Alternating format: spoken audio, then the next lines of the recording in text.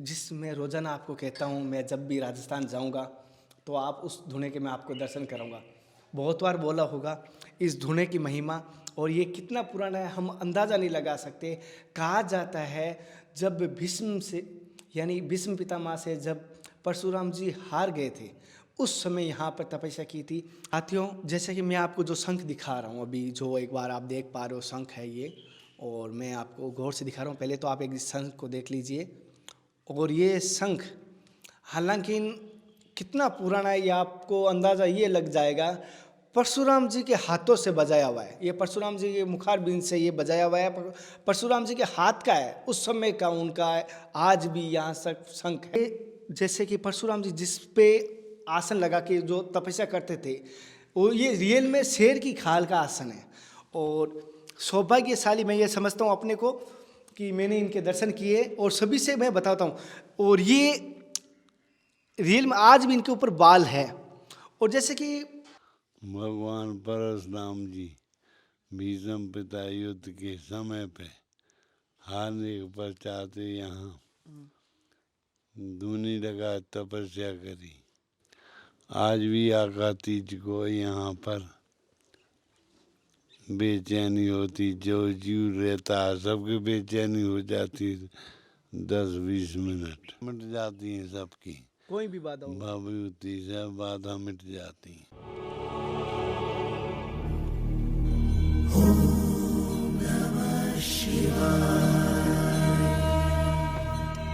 नमस्कार दोस्तों, आज मैं आपको लेकर चल रहा हूँ चैतन धुने के दर्शन करवाने।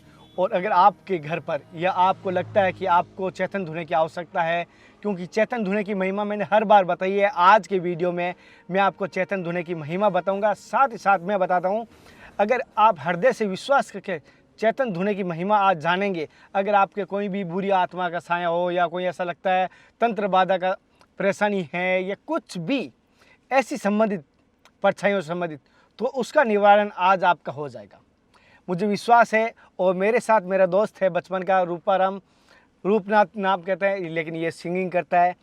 और इसका चैनल जल्दी लॉन्च होने वाला, अभी तक इसका चैनल लॉन्च नहीं किया, लेकिन ये सिंगिंग करता है। तो मैंने इसको कहा है कि आप भी यूट्यूब पे लाओ, लेकिन इनको थोड़ी सी कोशिश कर रहे हैं। आज इस वीडियो के बाद अगर आपके जीवन में मेरे कहने अनुसार या संतों के द्वारा, साधु संतों के कहने के अनुसार अगर कार्य कर लिया, तो मुझे लगता है आज के बाद आपके जीवन में कोई समस्या नहीं रहने वाली। मैं विश्वास दिलाता हूँ, मैं इस चीज़ का विश्वास दिलाता हूँ 100% करने। यहाँ शर्मा आपसे गारंटी लेता है, चैतन धुने को लेके अगर कोई समस्या हल होने वाली है तो आज हो जाएगी। वहाँ पर जो महात्मा जी है ना, उनका थोड़ा मैं आपको बताना चाहता हूँ, एक बात और कहना चाहता हूँ कि थोड़ा सा आराम से। वहाँ पे जो महात्मा जी है ना, उनका थोड़ा स्वास्थ्य सही नहीं होने की वजह से हो सकता है उनकी आवाज़ सही नहीं आए, तो मुझे माफ़ कर देना। लेकिन फिर भी उनके हम सत्संग लेंगे, उनसे आशीर्वाद दिलाने की कोशिश करूँगा। लेकिन इस धुने की महिमा ये है कि यहाँ पर परशुराम जी, जी हाँ, भीष्म पितामह से हारने के बाद परशुराम जी ने यहाँ पर तपस्या की थी, या धुने पे जैसे कह सकता हूँ तपस्या की थी। और जो आसन है परशुराम जी का, जो एक कहते हैं कमंडल कहते हैं, वो या चरण पादुका, वो सारी की सारी आज भी वो वस्तुएं यहाँ मौजूद है, उसके भी हम दर्शन करेंगे। तो इस वीडियो को बिल्कुल भी स्किप मत करना, ना गलती से पीछे मत रहना, इस वीडियो से ध्यान रखना। आज का वीडियो आपके जीवन का अहम हिस्सा बनने वाला है, तो चलते हैं हमारे साथ।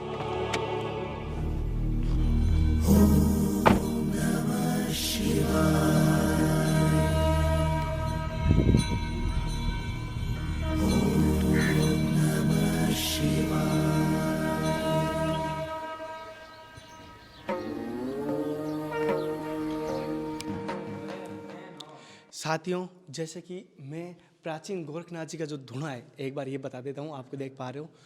प्राचीन गोरखनाथ जी के धुने के मैं आपको दर्शन कराऊंगा। और उसके अंदर जाने से पहले मैं आपको बता देता हूँ, क्योंकि थोड़ा सा दर्शन के लिए यहाँ पर धोती, जैसे आप देख पा रहे हो, ये अनिवार्य है। बहुत सारे निज मंदिरों में जाता हूँ तो आपको सबको पता है, वहाँ पे ये यहाँ के जो पंडित जी हैं, यहाँ पास में विद्यालय है, उनकी हेल्प से मैंने ये पहनी है, और आप सभी को दर्शन करवा सकूँ। और जिनको यहाँ की चैतन धुने की भस्म कहूँ या भभूति कहते हैं वो चाहिए तो मुझे इन नंबरों पर व्हाट्सएप पर अपना एड्रेस भेज देना। मेरी तरफ से कोरियर लगा के मैं आपको निःशुल्क घर तक भिजवा दूंगा। मेरी तरफ से कोई भी आपका कोरियर का चार्ज नहीं लगेगा, मैं भिजवा दूंगा। लेकिन जो सच्चे मन से श्रद्धा और आस्था रखता हो वो, इसका महत्व मैं आपको इस वीडियो के माध्यम से बताऊँगा।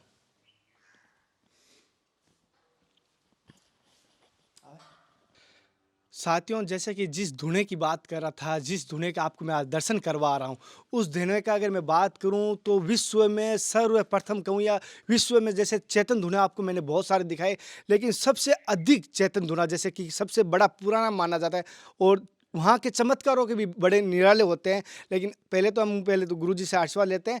जैसे इन गुरुजी के मैं बारे में जिक्र किया था, उनसे पहले आशीर्वाद लेते हैं, फिर हम गुरुजी से के माध्यम से जानेंगे। लेकिन इस वीडियो में अगर कोई कहीं पर ये आवाज़ या कहीं पर गुरुजी का स्वास्थ्य सही नहीं होने की वजह से थोड़ा सा हमें ये हो सकता है, इन गुरुजी का हम कहें जितना हमें ज्ञान मिले उतना कम है। लेकिन आपको सभी से कहूँगा, सभी 5 मिनट के लिए शांति से ध्यान से सुनना। हो सकता है ये जानकारी आगे आने वाले टाइम में, आगे आने वाली पीढ़ी आपको बता पाएगी, नहीं बता पाएगी। कल मैं रहूँगा, नहीं रहूँगा, लेकिन आज के माध्यम से, आज आपको इस बुलेटिन के माध्यम से आपको इस चैतन धुने की संपूर्ण जानकारी देने की कोशिश करूँ। पहले तो गुरुजी मेरी तरफ से और देखने वाले सभी दर्शकों की तरफ से आपके चरणों में दंडवत प्रणाम करता हूँ। गुरुजी, जैसे कि इस धुने की जैसे मैंने जिक्र किया था, सभी को मैंने बताया कि पूरे विश्व अभी आपके माध्यम से इस धुने के बारे में जानने की चाहता है कि इस धुने के बारे में थोड़ा सा हमें बताइए। भगवान परशुराम जी भीष्म पिता युद्ध के समय पे हारने के पश्चात यहाँ धूनी लगा तपस्या करी। आज भी आका तीज को यहाँ पर बेचैनी होती, जो जीव रहता है सबकी बेचैनी हो जाती 10-20 मिनट।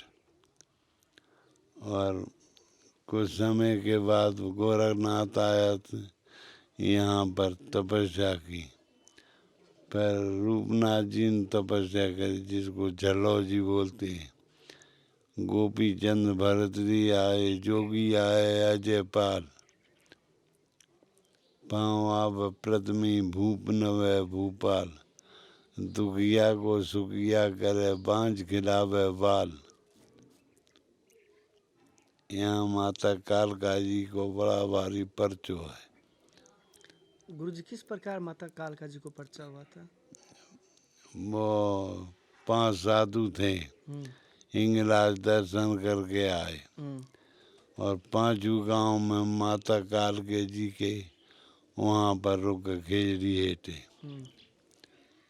कुछ समय पर 5 ने विचार किया, भाई ये मरुभूमि है, अब वो गबन मिट जाएगा यहाँ तपस्या करने से। तो बड़ा बड़ा माता गुप्ती के जी जो काला बाटा चला गया। उससे छोटे थे पोकरपुरी जी, रातरिया धोरे चला गया। एक शीतलपुरी था, डरवारे चला गया। ठहरगिर जी चारण वाला में चला गया। सुबह सुबह गुप्तीगिर जी बोले, संतोष तू देखना तो चलो जा, जहाँ सुबह जाए हो जाए वहाँ बैठ जाना। तो संतोष गिर जी महाराज चाय द्वारे के हेटे और देखा सूर्य तो उदय नहीं हो रहा। तो ऊपर द्वारे चढ़ के देखने लगे। वहाँ पर माता जी प्रकट हुई। प्रकट हो गए, बोले बेटा यहाँ खोद ले, धूना है परशुराम जी महाराज के हाथ का। तो खोदा, उसमें कई निशानी, धूना, चिबिया वगैरह निकले। पर माता जी प्रकट भाई, कहे बेटा तू निष्प्रकट तपस्या कर, 12 कोस धरती लांगना नहीं, लांग जाएगा तो प्राण पड़ जाएंगे।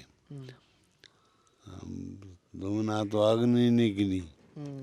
चैतन्य को फिर माता जी आरोप हो गई, मारे गोद में है तू।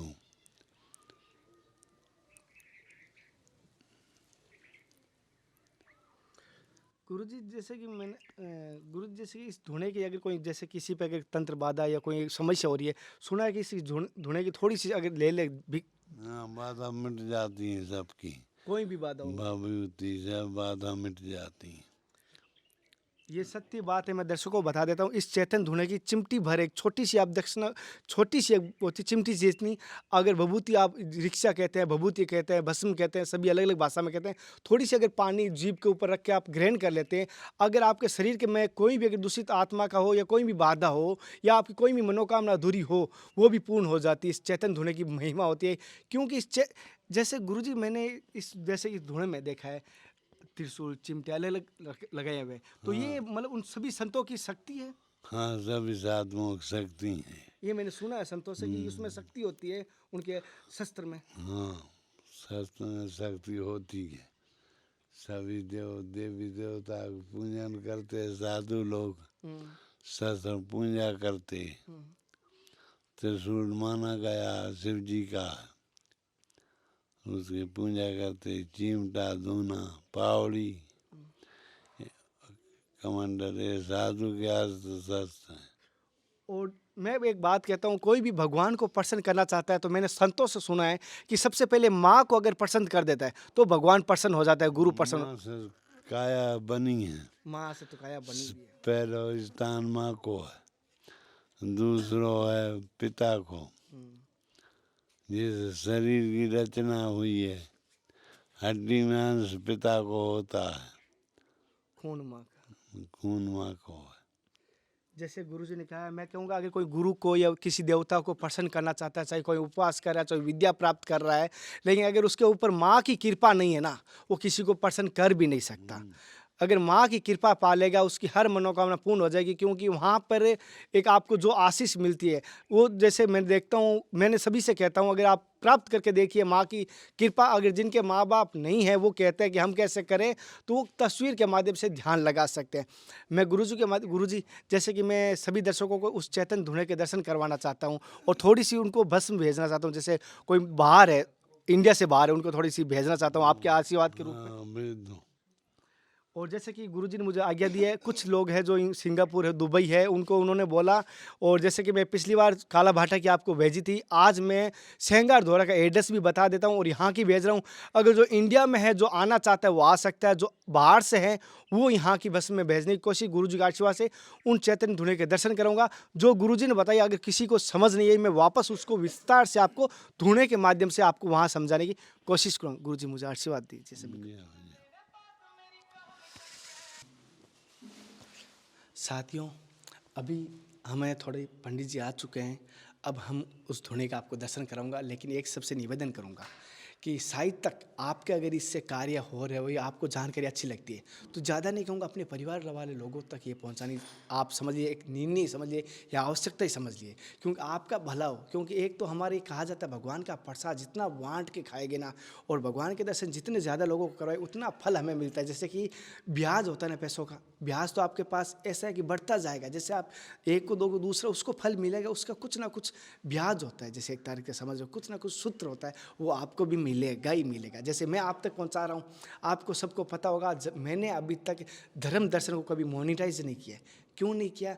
मैं अपने तेल जला के, यानी कितने किलोमीटर होता है, कैमरामैन की हेल्प से, उसको शरीर में घर से करके मैं आप तक ये धार्मिक दर्शनीय स्थल लेके आता हूँ। बस ये उद्देश्य है, मैं 100 साल जिंदा रहूँ ना रहूँ, मेरे जीवन के कार्य में एक ऐसा कार्य करूँ कि मैं आप एक का भला कर सकूँ। मेरा उद्देश्य ये। आप अब सोचो, आप कितनों का भला कर सकते हो? क्या आप में भगवान देने योग्य है या भले करने योग्य रखा है? ओम नमः शिवाय। ओम नमः शिवाय।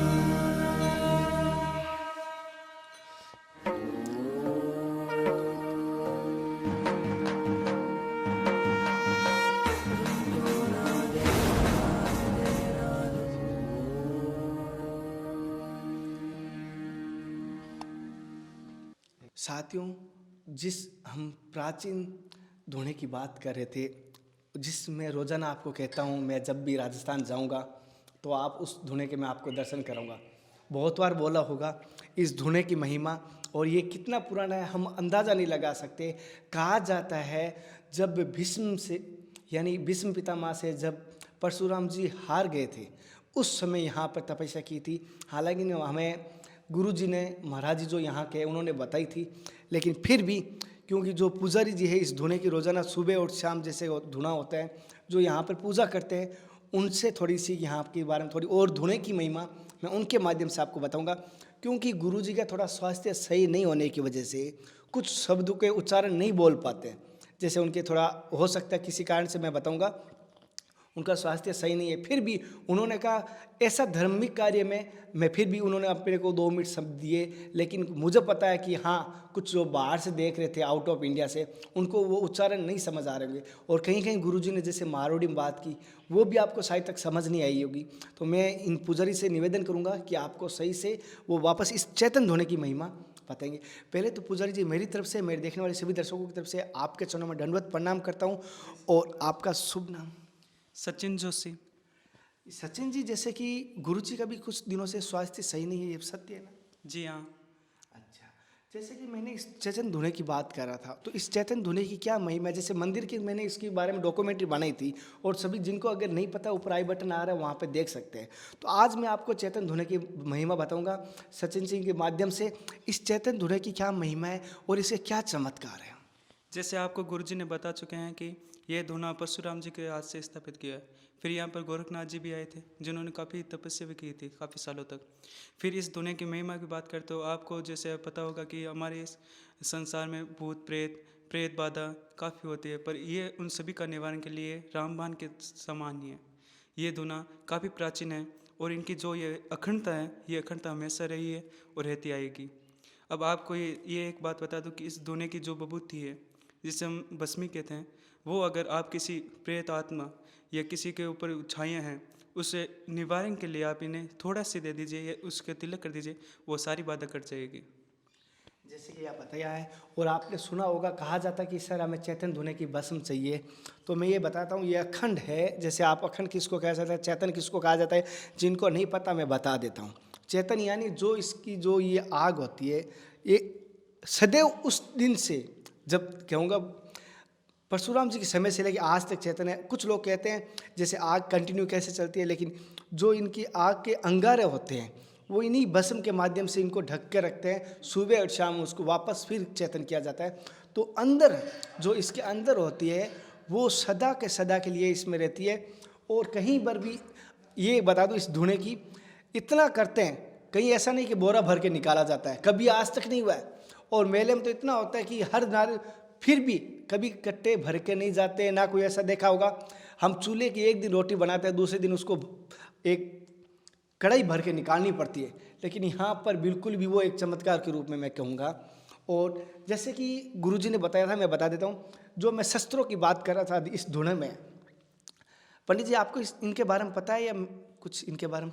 ये यहाँ पर गोरखनाथ जी के टाइम से, ये गोरखनाथ जी के हाथ से ही है, जो साथ लेके आए थे, यहीं पर तपस्या की थी उन्होंने, और उनके माध्यम से बजाया गया ये शंख है जो काफ़ी प्राचीन है, और जब ये बजाते काफ़ी कोसों दूर सुनाया जाता था। अच्छा। और ये शंख की बहुत महिमा है, ये काफ़ी मतलब जो परशुराम जी के हाथ से भी है और ये गोरखनाथ जी के हाथ से भी प्रसिद्ध है। मैं इसको छू सकता हूँ? जी।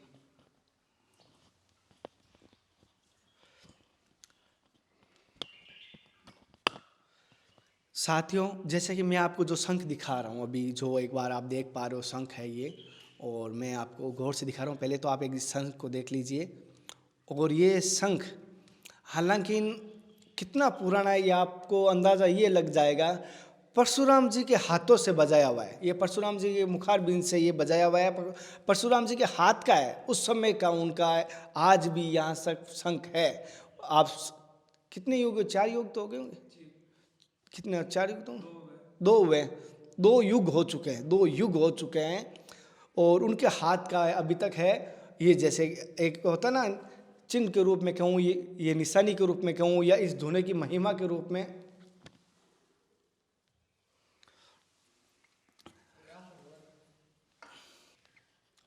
और जैसे कि आप ये शस्त्र देख पा रहे हो, त्रिशूल भी देख पा रहे हो, चिमटा भी देख पा रहे हो, ये जंजीर के रूप में भी देख पा रहे हो, और भाला भी देख पा रहे हो। ये सारे के सारे उसी, जैसे कह सकते हैं परशुराम जी के हुए, गुरु गोरखनाथ जी ने यहाँ पर तपस्या की, उनके वो शस्त्र यहाँ पर थे। तो सभी जहाँ जिन्होंने संतों ने, जिन साधु संतों ने यहाँ तपस्या की थी अखंड, उनके जो शस्त्र थे, वो जो कहते हैं साधु संतों की जैसे दंडवत होती है, किसी की शस्त्र होता है, किसी के हाथ में लाठी होगी, किसी के हाथ में भाला होगा, किसी के हाथ में त्रिशूल होती है संतों के हाथ में। तो इसीलिए होती है क्योंकि पूरी ऊर्जा उसके अंदर होती है। संतों की ऊर्जा उनके शस्त्र में होती है। ये कहा जाता है, ये उनके शस्त्र की जो ऊर्जा थी इस धुने में देते थे कि उनकी ताकत वो जन कल्याण के लिए इस धुने की चेतन के माध्यम से आप सभी तक रह सकती है। और अब मैं एक आपको विचित्र, एक अद्भुत दर्शन करवाने वाला हूँ, और मैं भी दर्शन करने वाला हूँ। कहा जाता है कि परशुराम जी जिस आसन पे बैठते थे, शेर की खाल पे बैठते थे। सुना है, रियल में सत्य भी है।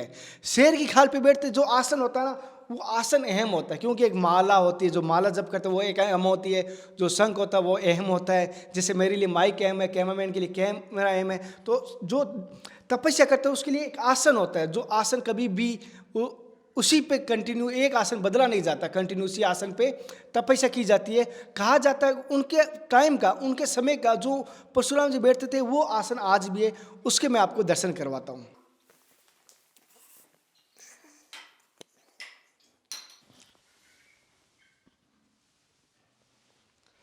जैसे कि साथियों मैं आपको ये दिखा रहा हूँ, ये जैसे कि परशुराम जी जिस पे आसन लगा के जो तपस्या करते थे, वो ये रियल में शेर की खाल का आसन है। और सौभाग्यशाली मैं ये समझता हूँ अपने को कि मैंने इनके दर्शन किए, और सभी से मैं बताता हूँ। और ये रियल में आज भी इनके ऊपर बाल है। और जैसे कि पंडित जी मैं एक चीज़ जानना चाहता हूँ, आपको ये जैसे कि इसके बारे में किन्होंने वर्णन किया, या किसके द्वारा से आपको ये जानकारी? ये हमारे गुरु जी के द्वारा बताया गया। गुरु जी द्वारा, संतों के द्वारा बताई गई है। और ये सत्य है कि यहाँ पर परशुराम जी ने इसी आसन पर बैठ के तपस्या की थी? जी हाँ, 100%।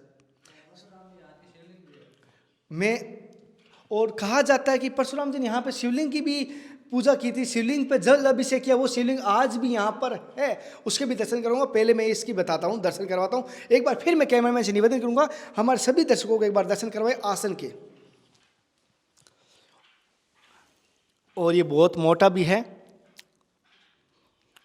और थोड़ा सा ये मैं थोड़ा सा कैमरे में एक बार दिखाना, थोड़ा सा आसन का टुकड़ा है जो आप देख पा रहे हो। ये जैसे देख पा रहे हो शेर की खाल का बना हुआ है, और ये परशुराम जी के समय का आसन है।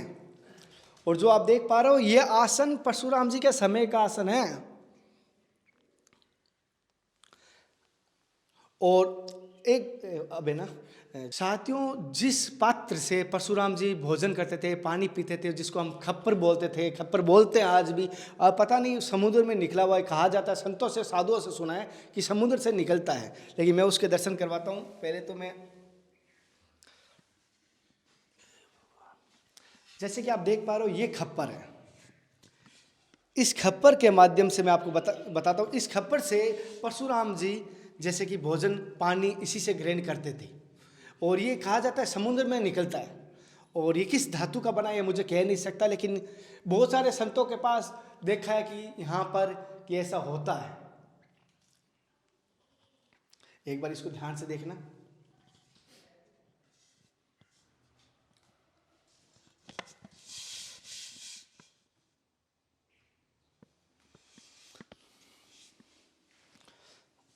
जैसे कि आपको मैं बता देता हूँ, जो संतों की जो यहाँ धुने पे तपस्या करते थे, जैसे चरण पादुका बोलते हैं, उन संतों की जो यहाँ धुने पे तपस्या की उनकी चरण पादुका है। और कहा जाता है कि जो संतों की ताकत होती है, जो गुरुओं की ताकत होती है ना, वो चरण पादुका में होती है। ये मैंने संतों से सुना हुआ है। और एक बार मैं ये एक बार से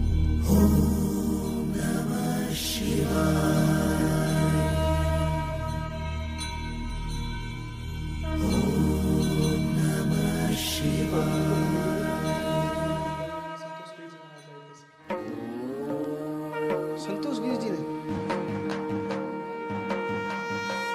वो यहाँ आए थे। हाँ साथियों, जैसे कि इस धुने की जैसे खोज करने वाले संतोष गिरी जी थे, उनको इस धुएं के अंदर गुरु गोरखनाथ जी की एक प्रतिमा मिली थी, जो एक मिट्टी से बनी हुई है या पत्थर की बनी हुई है, जो ठीक इसके दीवार के पीछे है, और उसके पीछे हम नहीं जा सकते। अब गुरु जी पंडित जी से पूछता हूँ, देखिए क्यों नहीं जा सकते पंडित जी, क्यों नहीं जा सकते? ये यहाँ पर पहले से परंपरा चले। दूसरी बात, यहाँ पे जो काली माँ का मंदिर है, उन्होंने मना कि मतलब पाबंदी है वहाँ पे पीछे जाने से। माता काली का पाबंद किया हुआ है, कोई भी उनके अंदर नहीं जा सकता, दर्शन नहीं कर सकता। ओनली साधु महात्मा, वो भी आज्ञा से, साधु महात्मा वो भी आज्ञा से, ना कि यहाँ की कोई दूसरा जा सकता है, ये भी आज्ञा के बगैर आप भी नहीं जा सकते। जी नहीं। जैसे इन्होंने बताया। अब मैं आपको बताऊंगा, जैसे कि परशुराम जी ने जो शिवलिंग अभिषेक किया था, जिन शिवलिंग की पूजा की थी, उसके मैं दर्शन कराऊंगा और वहाँ के बारे में आपको थोड़ी जानकारी देने की कोशिश करूंगा।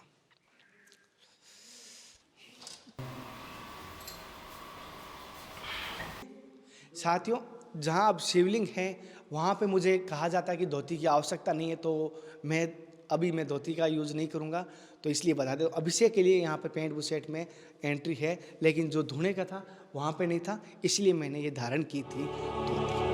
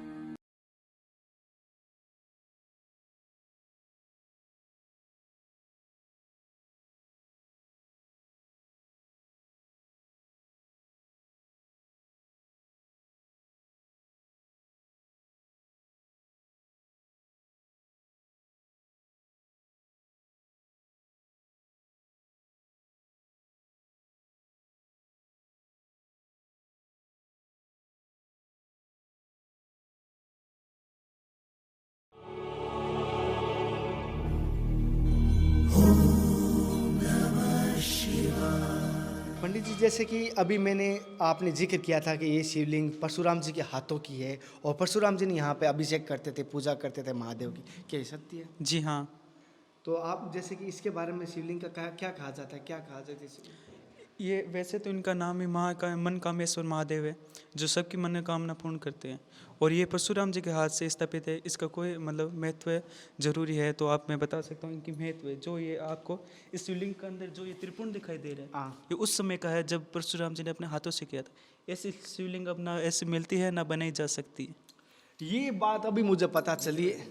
साथियों, ये बात मैं जो अभी पंडित जी ने मुझे बताई है, मैं बताना वापस चाहता हूँ कि पंडित जी ने मुझे जानकारी दी है, जो इस महादेव जी की ये शिवलिंग में जो आपको आकृति दिखाई दे रही है, मैं कैमरामैन से निवेदन करूँगा दिखाना। जैसे आपको लगता है ये लाल चंदन, सफ़ेद चंदन जो आपको लगा है कि श्रृंगार किया हुआ है, कि नहीं, ये मैं बता दूँ बिल्कुल भी इसमें श्रृंगार नहीं किया हुआ है, ये पत्थर के अंदर है। यानी ऐसा लगता है श्रृंगार किसी ने करके अभिषेक से पूरा साफ नहीं किया हुआ, ऐसा दिखने में ऐसा लग रहा है। लेकिन कहा जाता है कि परशुराम जी ने उस समय इस शिवलिंग को जो पूजा करते थे उस समय का वो लगा हुआ है। जी हाँ। ये उस समय का लगा हुआ है। जैसे पूरा अगर शिवलिंग देखोगे पूरा का पूरा आपको ब्लैक दिखाई देगा, और बस ये त्रिकुंड जैसे हम तिलक लगाते हैं महादेव की जो श्रृंगार करते हैं, वो एक बार लगा हुआ है। गौर से आपको दिखा, अभी आपको दिख पा रहा हूँ जैसे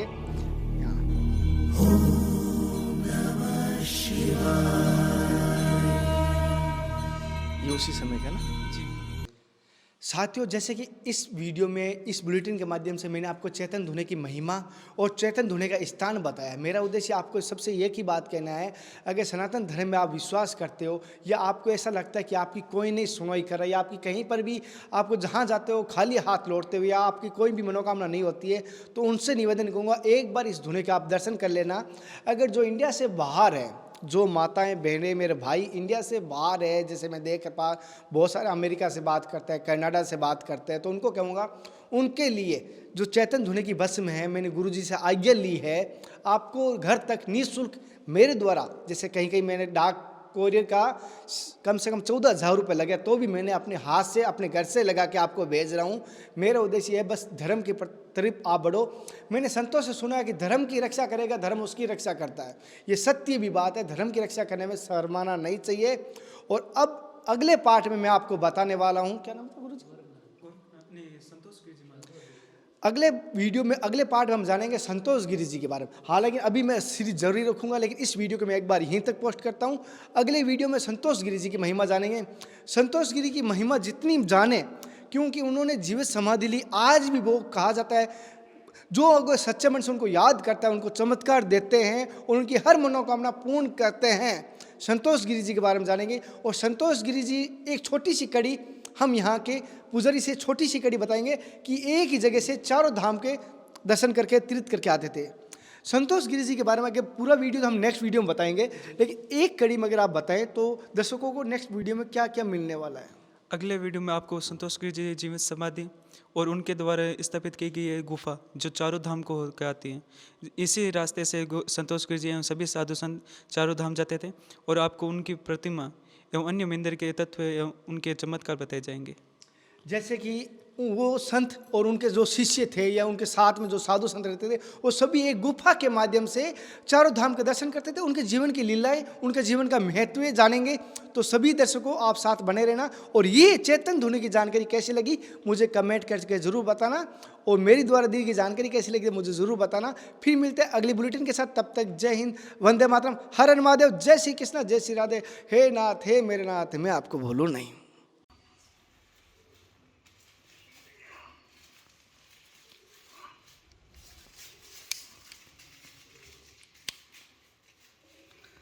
साथियों, जैसे कि आपको बता देता हूँ, जो आपने भस्म की बात की थी मैंने, और यहाँ से आपको सीधा भेजने की कोशिश कर रहा हूँ कुछ लोगों तक।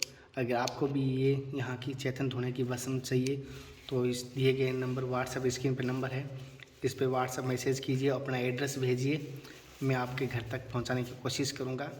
और जिनको आवश्यकता है वही एड्रेस लिखना, ज़्यादा ध्यान रखें, जिनको आवश्यकता है वही एड्रेस लिखना। मैं सभी से कहूँगा, माताओं भाइयों से। और इनका स्थान मैंने बता दिया है, राजस्थान के बीकानेर ज़िले के नौका तहसील में है। जैसे कि नौका तहसील में किसी को भी पूछोगे सेंगार वाला धोड़ा, और मैं स्क्रीन पर नंबर दे दूंगा अगर किसी को नहीं समझ आ रहा है। इंग्लिश में भी लिखा हूँ, हिंदी में भी लिख रहा हूँ सारी। मोबाइल नंबर यहाँ के सार्वजनिक नहीं है। सार्वजनिक क्यों नहीं है ये मैं आपको हर बार बता चुका हूँ, क्योंकि जो संत महात्मा होते हैं उनकी भक्ति में बाधा ना बने। जैसे फिर भी ये हमारे लिए इतना कुछ कर रहे हैं, इसके लिए मैं इनका और आप सभी का धन्यवाद कर रहा हूँ कि आप सनातन धर्म के लिए इतना कुछ कर रहे हैं।